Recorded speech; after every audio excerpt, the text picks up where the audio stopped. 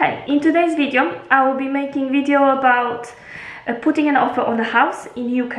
I'm living in UK about 10 years now, so I've got a bit of experience, and at the moment, if you are looking to buy a house or you're a first-time buyer with no previous experience, how does all this work? Because it's a lot to take in, and it's not that complicated as some might think. But if you're buying your first house or you're selling and buying, then this video is for you. Currently I am selling the house, but this is the second house I'm selling in UK. I'm not first buyer because I purchased my house before, so I've got a bit of experience. I know the process, I know how much the houses go for, how much you can get, how to make offers, and all that in today's video. So let's get started. First of all, I'm selling the house and buying at the same time, so that is called chain, because you need to find a buyer for your house to be able to sell it and then buy a new house. If you are buying a house, what you need to do is decide how much you're gonna buy the house for. So what you can do is speak to your bank and get what it's called agreement in principle. It's basically agreement or rough idea between you and your bank, so they can basically tell you how much they can borrow you, so you know for how much you can buy the house. Once you know, let's say they done calculation and they will say that they will borrow me 240,000. What you do next is look for houses. You look for houses on certain website where they advertise the houses for sale, and if you're looking to buy for 240,000, you want to find a house which is advertised for 245. Why? Because usually what's happening in UK market when you're selling the house, usually putting it, you can go down the price by about £5,000, which means you can buy a house, look for a house which is cost 245, and in effect you should be able to get it for 240. Now this is out of the way, so you know what you're looking for, how much you're looking for, because they usually will get down the price, unless the house is incredibly nice and it's got lots of interest. Then obviously they might want some more, or even full price, full asking price. Right, we're moving on. In terms of the house and offers on the house, usually the rule is that £5,000 will go down, but what you want to do first, you want to try your luck. So how does that work? You're basically gonna make first offer, 3 offers. Usually it's okay to make 3 offers. So your first offer, let's say the house is 245, you want to offer them, let's say 10,000 below the asking price. You want to start your negotiation low. After that, you might make the offer, and the agency or the seller will get back to you and say, oh no, that's way too low, unfortunately we're looking for something closer to the asking price. Then you will go back to them and say, okay, I will be offering 239, let's say. Then they'll get back to you and say, okay, can you offer something more? And then you can come back and say, oh yeah, I will offer 235, 235.5, let's say. So you can always up your offer, but I wouldn't start with a very high one, because there's nowhere else you can go with it than high up. So bear in mind, you should be able to get the price down by 5,000, usually from asking price, but not necessary if the house is in big demand. Another thing which is great to know, it's a great tip when you're buying a house, is that you can ask if they had lots of interest and if they had any offers.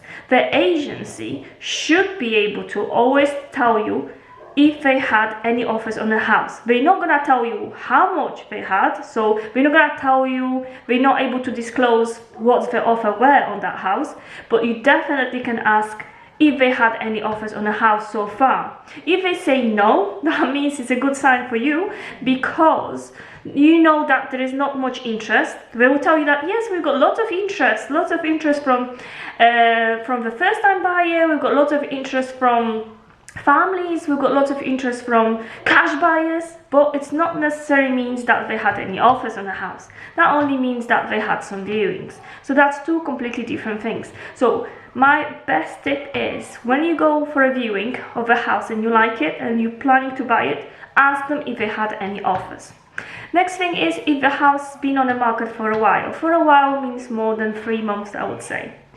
If this is the case, then your chances are, or even 6 months, if the house has been on the market for 6 months, that means the price is too high.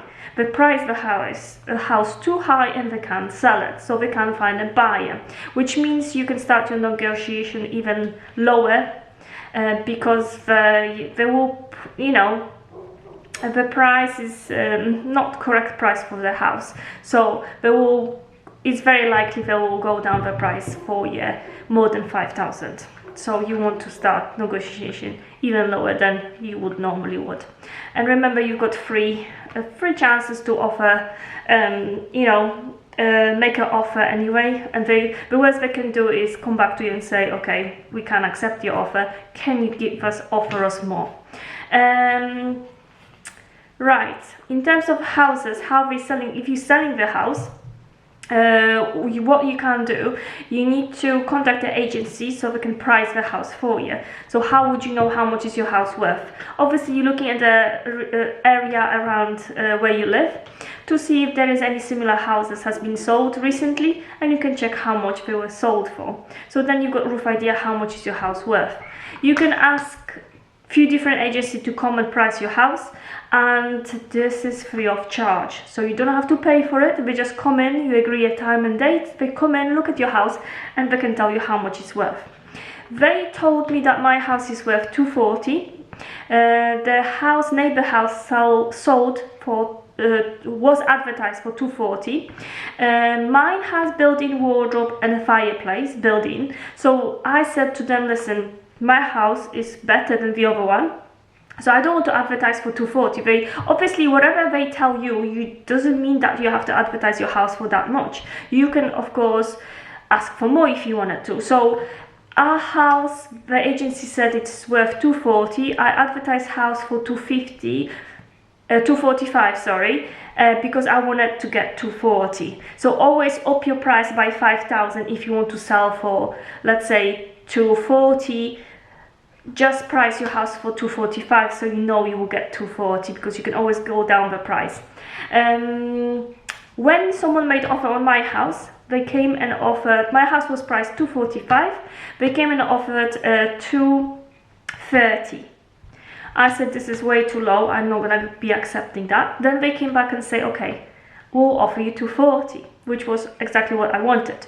So that was second time they made the offer. So now I ask my agent to go back to the buyer and say to them, would you want to offer a bit more? So, you know, because the buyer looking for something closer to the asking price. If she will say no, I will say that's fine, I will accept 240.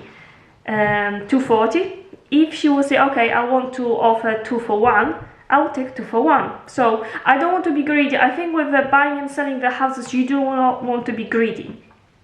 If you will make an offer on the house which you really like, it's a beautiful house, and you're gonna make an offer of like 10,000 below and say the house have this and this problem, you're only gonna anger the seller, and they don't need to sell to you. They might find a different buyer, or they might be discouraged by your comments, rude comments, and be like, okay, right, I'm just gonna wait for a right buyer. I'm not selling this house to that rude person. So be careful how you word your feedbacks after viewing the houses, especially if you want to buy it, and take into account that you can always negotiate the price, because that's why, you know, the prices are there to negotiate them. And you can definitely go 5,000 less than asking price, because usually that's acceptable, and the seller take that into account, that they will go down about 5,000 in UK. Take into account that UK prices are different in England than in London, London are completely different prices. So if I would tell you that my house is 245, it's 3-bedroom house, that won't be the case in London. So that's everything in this video. I hope it helped. I'll see you in my next one. Bye.